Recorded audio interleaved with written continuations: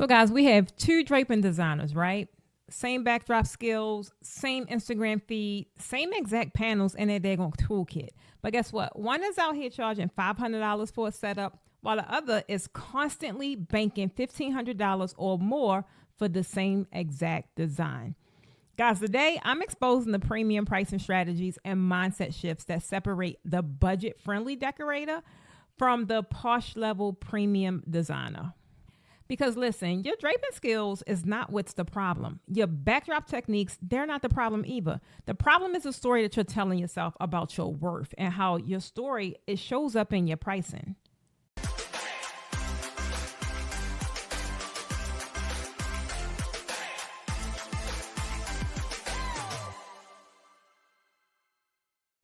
Hey tribe, welcome back to Raising the Bar, which is the only podcast made for draping designers who want to elevate their skills and elevate their bank account. It's your girl, Precious Stevens, the Draping Queen. And today, guys, we're pulling back the curtain on why two designers with the same exact training can end up with two completely different income levels. I'm going to be breaking down some real actual case studies from my mentees, right? And I'm going to be showing you guys the psychology behind premium pricing. Everyone runs around talking about how to price, how to increase the prices, how to make more money.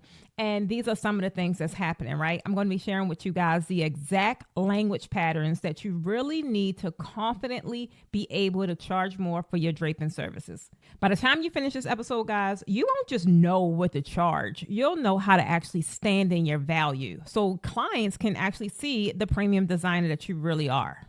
And listen, if you're tired of feeling behind and you're really ready to get systemic about your draping education, guys, you need to check out Posh Draping University. This is your Netflix for draping. For just $7 a month, you get monthly exclusive tutorials that you cannot find anywhere else. You want to get weekly live calls with me where I answer your specific questions. Plus, guess what? We are doing group challenges and all kinds of things to keep you consistent and pushing forward.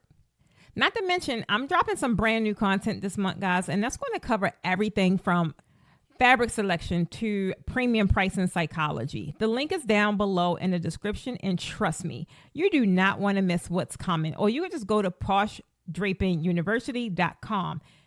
At $7, guys, this is really just the cost of a fancy coffee. But guess what? This is going to transform your entire draping business approach. Now, before we dive in, guys, let's get a little transparent for a moment because I want to know. I want to know what is the highest you've ever charged for a single backdrop or even full event styling setup, right? Drop that number down in the comments. There's no judgment here. This is just a quick vibe check, right? To see where my pricing is at right now. This also helps me create new trainings and new content to help you guys get that revenue up because I want you to be excited about what you're doing out here, transforming these people events, right? Not only that, it also helps others see the different aspects when it comes to pricing. And it's also going to set these guys up for the transformation that they're about to hear about. All right, so let's just jump right into part one. And we're going to talk about same skills, but different results. I want to talk to you guys about two of my mentees, right? We got Kim and we got Jess. Now, these are two designers who came through my masterclass, had the same knowledge, the same skill set, and pretty much the same timeline. But you have Kim, who's charging $500 to $600 per setup. And guys, she is running herself freaking raggedy every weekend and barely covering the bills, right? But then on the other hand, you got Jess, who's charging $1,400, $1,600 per setup. And she's booking fewer clients and she's building a wait list, point blank period. She's just making money in the draping game. And the difference that this has made in her life, like now she can have realistic goals like about to buy a home and stuff like she never thought draping would allow her to do. Guys, they got the same drapes, same skills, same techniques, but they have different results. And why do you think that is happening? Main reason is just positioning and mindset. I talk about positioning and mindset all the time, and that's for a reason, because that is going to be the biggest difference in a business while one is thriving and one is barely surviving. So guys, this is going to be a good freaking podcast. I'm trying to tell you, it's going to be a wake up call for some. But real quick, if you feel that you know, because how we starting off, that you're going to get some value from this freaking podcast, or you're going to be able to increase your prices or start looking at your prices differently, guess what? I need you guys to help your girl out. First of all, I need you to hit that subscribe button. Boop. I need you to drop a comment with your biggest takeaway about event draping, the pricing that you're experiencing, or any question around pricing so far. And I want you to share this with one draping designer, or even someone that's inspired to get in the industry, who really need to hear this message about pricing. The reason why I need you guys to help me with this, because I am really on a mission, guys, to help 1,000 draping business owners level up their pricing by the end of the year. I'm trying to tell you, like, it's so much happening with the draping industry. It's so much now awareness, and we just need your help to shed more light on it, bring more attention to it so that we can get the respect that we deserve. And point blank period, guys, it starts with episodes like this, reaching the right people. Because your support literally changes the draping industry, and it changes draping businesses, right? Including your own. When you start implementing these different strategies and the things that I share every week, you'll see a major shift or a major change in your business. Okay. Now let's get back to it. All right, guys, that brings us to number 2, and that is about the mindset audit. Now we have Kim, we have Jess, right? And here's what's going on in their heads, and just major difference of what's going on in their heads. You have Kim, who runs around saying, I hope they like my work. Well, I can't charge that because no one's going to pay it. I can't put that price on my website because they'll run away. I'm just be happy if they book me, child. I can't tell you guys how many times I've heard that when we're sitting in business masterminds or summits, and I'm just generally asking people like, who do you want to work with, or who would you like to drape for? And they like, whoever got the money, whoever's willing to book me. I'll work for anybody, child, at this point. Baby, y'all need to stop that. I'm trying to tell you, you really need to stop that. And this is how Kim was walking around. This was her mindset, right? And on the other hand, you have Jess. Now, Jess, totally different in terms of articulation, in terms of how she viewed things, in terms of even what she say.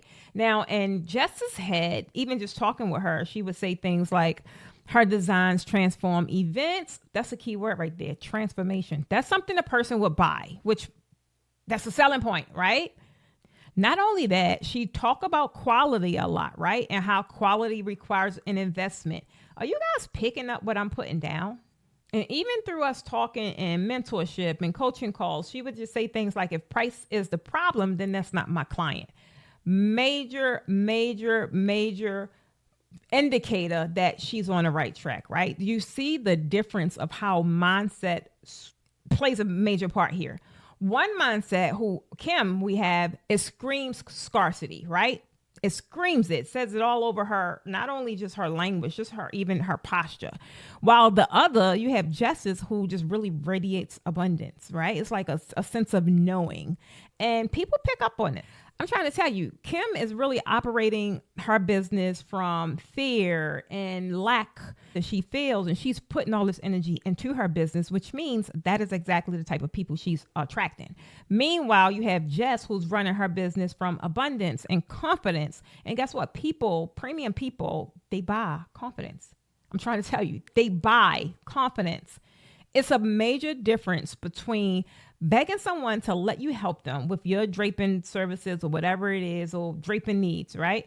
Versus knowing that your draping services, your draping business, one, it's valuable, and then also pricing your services accordingly, and then standing in it and owning it. People pick up on that. And that takes us to part 3. And that's the fact that the language that sells, you have to know the language. One thing I can say about our industry, guys, is so many people just focus on the physical elements of draping. They only focus on the kit, the fabric, the swagging, the layers. They forget about the language. They forget about, how am I going to pitch this thing? I don't know what to say. I don't know what right words to use. It shows up. I'm trying to tell you, you got Kim on one hand, who's running around saying, I'm new, so my prices are low. I'll give you a discount. I don't care if you knew. If I had something that it was that I was looking for, and the service provider is pitching it to me or whatever the case may be, I could care less if they're new. I only am concerned with, can you do the job? And I have to feel confident that you could do the job. It has nothing to do with if you've been doing it for 2 days or 20 years. I care less about that. And that's how Jess normally presents her work, right? Is she not talking about she knew or she been doing it for a while or she just came out of class? She go right into it saying premium design starts at $1,500. This service starts at this. Boom. Did y'all not pick that up? Did y'all not pick that up? You got Exhibit A, who's Kim, and she's communicating doubt, right? She sounds to me like she's not sure she could do it, or she's not sure she could pull off what it is that I want. Or if something happened in the process, I'm supposed to be okay because she's new, right? No. Jess's words, they position her as the expert. Premium clients aren't just buying fabric, guys. So stop focusing on that. They're buying confidence, they're buying clarity, and they're buying transformation. Think about it. It's like the difference between a street vendor saying, please buy something, get this, get even the fake Louis bags, whatever it is, please buy something, versus a boutique owner saying, here's how we can serve you. Same product, completely different positioning, right? I don't care what the product is. The positioning part of it is everything. So now we're at part 4, guys, and this is the actual client experience. Now, sometimes in my programs, I'll do audits, right? So this particular one, I'll do like a client experience audit, because if things are coming up and there's still issues while you're not generating money, there's a deeper problem there. So normally I would do an audit to kind of just see what it looked like on the consumer side. How are you pitching? How are you talking? Just how you presenting this thing, period. And some things really shocked me. I had both of these young ladies walk me through their entire client experience, right? The differences were wild. Major difference, like all day long. I'm trying to tell you, if you put both of these designs and you put the designer behind a black curtain, I probably wouldn't know which one I would choose. I wouldn't be clear. However, if they had to talk to me, I would be certain of which one I was going to hire. So you have Kim. First of all, she responds to inquiries within minutes. And the quick and fast response, it's okay. But when you go into the DMs and you don't really have all of the information and it sounds like a bunch of scattered responses that you're to me, that's a red flag, right? Seem pretty desperate, like you want to hurry up and land and book this client, right? Not only that, it was some things like, if you just don't have your systems in place, things can fall down a loophole, right? Things can just fall in the gap.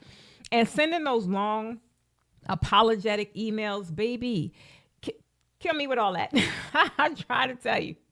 9 times out of 10, people don't want to hear excuses. They don't. That's why premium people, they pay for confidence, because they are certain that you they girl, you got it, right? So that is another red flag. And then offering multiple pricing options, hoping something sticks. Guys, you are confusing people. Some people do this and they do it in hopes of, I'm going to give so many offers, like they got to pick one. And I'm like, no, that's confusing your buyer or your potential buyer. And 9 times out of 10, they're going to run to someone else that has it all together, that probably is just giving them 3 things to choose from, right? All of these different pricing options. And then one minute you talking about the draping, then you talking about, but you can add the balloons. And can we just secure one first? Let's just focus on one. Can you bring this to fruition? So that was another thing I noticed. And also the whole thing of being able to show up early and staying late. I don't know if people think that this is like a good buying tactic, but that shows me that you're undervaluing your time, right? It sounds, again, pretty desperate that you're willing to do everything or anything to pull this off. So I'm trying to tell you, like, these are just things, major red flags for someone that they have to be confident in their investment. These are not things we're looking for, guys. I'm trying to tell you. And the last one is asking things as if she wasn't certain. Is this okay? How do you feel about this? This is not what I do. You are the expert. So at the end of the day, tell me what you recommend, because I'm hiring your expertise. If I had to answer all the questions on what's okay and how to put this together, no, put the blue over here, I don't need you to do it. I try to tell you. So on one hand, I can see how a designer may want to include their potential client in the process, but you're shooting yourself in the foot. I'm trying to tell you, when people, especially investments, premium investments, they're paying for the confidence that you got it. They just tell you the vision and you got it. Okay. So that was on one hand. That's like a lot of things I saw in Kim's process. Now, on the other hand, when I did Jess, it was really different. It was kind of like, it was given, I'm busy, or I don't know, but it was given just a level of confidence. I was like, oh, okay, look, I'm feeling like, oh yeah, I need to get this girl. I need to hurry up and book this before it's gone. So for first of all, the timing issue, she had professional boundaries, right? Because she would, her thing, it completely said she'll respond within 24 hours.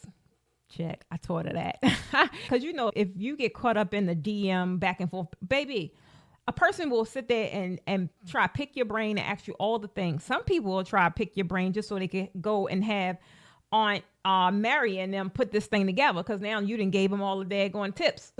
So Jess's process was different. The response was, pretty much she'll respond within 24 hours. I like that. Even though if she respond quicker, it just had a sense of a boundary, right? Like she is running a business. So I was like, okay, I like that. Some other stuff was the proposal. It was an actual proposal like that she would send. And another thing I like about it is it was different proposals. It was like templates already created. So it's not like she had to go back and take a long time to really respond to people, because she had templates. It just was certain things she probably had to put in there, specific things for that particular client. But I like that too. Another thing was the pricing structure was super easy. For one, she used the calculator and it was just super easy, straight to the point. I could see everything in there, things that I asked for, and it helped me understand why I was getting this big ass invoice. Because I could see like really what I was paying for, and it just made sense. It really, there was no resistance, so it was no friction, because I'm like, oh, okay, this is what I asked for. So I like that also.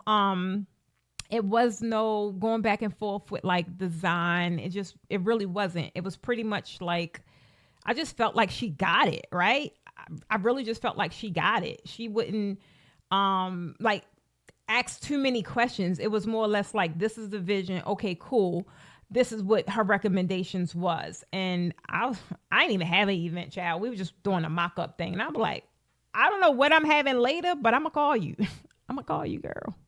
I was trying to tell you, just going through these different audits. And I love going through audits with my mentees, because it gives me an inside view of why they're not really making money in the industry. It has nothing to do with the technical skill set. It has everything to do with how you run your business. Guys, this is why clients literally treat people different, because of the way you guys are presenting yourselves. You present yourselves differently, right? Then you got Kim over here who can drape to the gods, but she sounds desperate. She sounds apologetic. She over deliver without any boundaries. She's going to do whatever. She's going to stay to midnight. If I need her to stay to midnight to do this setup, guess what? She's going to do it. And she ain't going to say nothing about it until she get home. Then she's going to be kicking and screaming, right? But then you got Jess, on the other hand, who super confident. She's clear in what she's delivering. She's concise. She's respected. She's putting up boundaries. That is a sense of, oh, wow, this is definitely level of professionalism I can respect. She got her stuff together. Let me just pay this daggone invoice before I lose her and she be booked. It gave me that feeling, right? I'm trying to tell you, this is where a major difference play and how it result in your bank account being meaty or a little limp. And that brings us to part 5, guys. And this is the transformation formula. This is the process that I actually walk through some of my coaching clients to really flip their pricing, because people think pricing is just oh, coach, just tell me how much to charge. Baby, it's deeper than that. I'm trying to tell you. Some of the things we do is, number one, we take an inventory of the value. What are you providing? And I'm talking about listing everything that you actually provide beyond the drape. There's so many other things that you provide that has nothing to do with the draping itself, but it instills the confidence and the potential buyer that you are that person. We map that stuff out. So now you have actual things that you can now put in your pitch that just make it a lot stronger, right? Not only that, we do the language makeover. So we'll sit there and rewrite every client facing message with confidence. So when you're talking to a client or potential client, when you're pitching and all that stuff, it's going to match up, right? And then I'm not gonna lie, some of my coaching clients, it takes them a while because they're in transformation themselves. So it takes them a while to really adapt to this new sense of, oh, this is what I do. And I love it when the light bulb flicks on, and you could just tell when they have this sense of confidence. They have this sense of, oh, I didn't even know I delivered that. But now that I do know, it makes them just feel more confident, right? Why they should be asking for this kind of money. So that part is really, really, really exciting. We also, if people are in transformation, they'll have those challenges with confidence, right? It's not what they're used to. They're not used to asking for this kind of money. So we have weekly exercises to really raise your price and hold the line. It may not be a big jump from 500 to 1500. We may do it in increments, but it's different activities that we're doing so you can get comfortable with it and realize that people, they'll pay you. They'll pay it. No problem. And another thing is the energy shift, right? When you're fully able to step into your role as the expert and not the student, you tend to have this different aura around you, right? Like I work with my clients, especially my draping instructors. I work with people that's in raising the bar mentorship. And one of my biggest focuses is shift. That's the thing. Like I know I gave them everything else as far as how to design. They already have that. The true issue is they haven't stepped into or fully allowed this shift to happen for them to be fully immersed in their role as an expert. They still walk around like a student. And I get it because you're still learning. You're still, you're soaking up all the things. Like I'm a forever student also. But I lean into my leadership. I lean into my level of expertise, and it just doesn't waver. And so I know my role as a coach or as a draping instructor is also to help these guys step into theirs, because you just feel different. You walk different. You talk different. Your bank account look different. So these are the things that we do. And I love these processes because it takes people from 0 to 100 real quick. I mean, you got Kim, who was barely making it with the $500 backdrops. And now, even though she's still, being totally honest, still not at the level of $1,500 backdrops, but now she's at 8. I'll take the 8 all day, and I'm going to celebrate the 8 because we gravitated from that 5 and we still working together to get to the 15. And then the way the draping industry is booming now, that 15 could easily flip to 25. So it's a progress. And I love being on these journeys with people I work with or people that's in the industry, because there isn't a standard that people could really learn from and mimic and follow until I created one. I created one.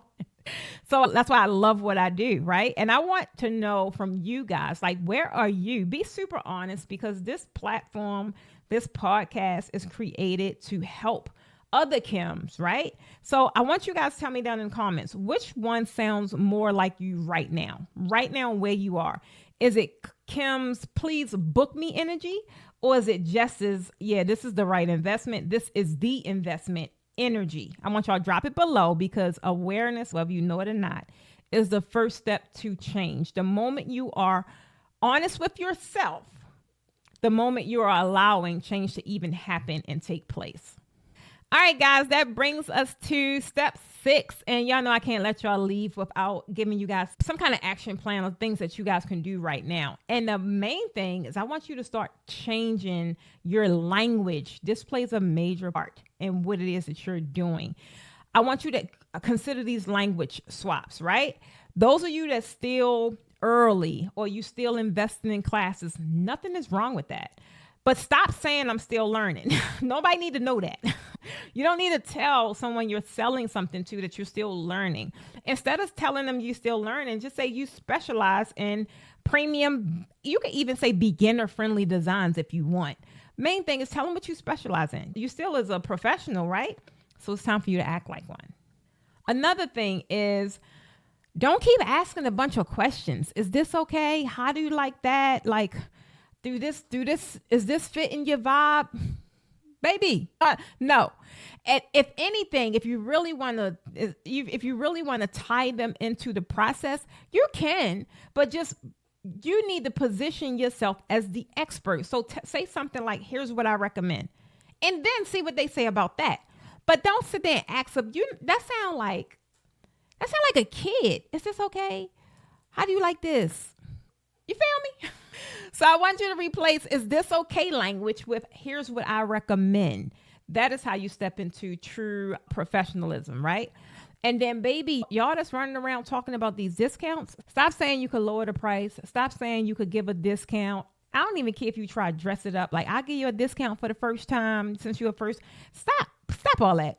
Because realistically, if your goal is to work with a premium client base, we ain't even looking for the words discount, lower, affordable, like, because we could care less. We just want to know if you the girl or the guy. Do you have the goods? Do you have the solution to my problem? And if so, price it accordingly so that you could get paid, period. So stop running around with the discount talk, right?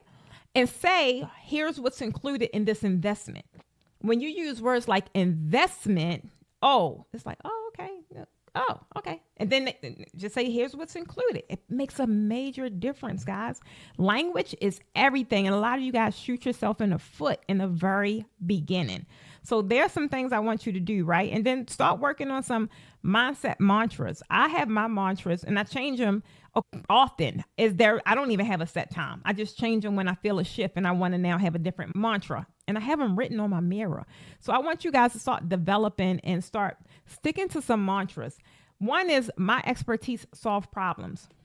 Boom. If you understand the problems you solve, you instantly will know and feel that people need to seek you out, right? So that's a mantra. My expertise solves problems. Premium clients respect premium pricing. Because contrary to what you believe, people are out there don't have a problem paying for exactly what they want. But you got to be and have what it is that they want. Okay? Another one is, my prices reflect my value, not my fears. Guys, write this somewhere. Start saying it loud every day until you actually believe it.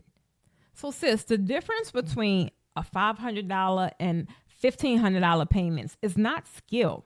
It's story. And it's the story that you tell yourself, the story that you project to your clients, right? I want you to stop charging like you're doing people a favor. Start charging like you're delivering a luxury transformation, because you are.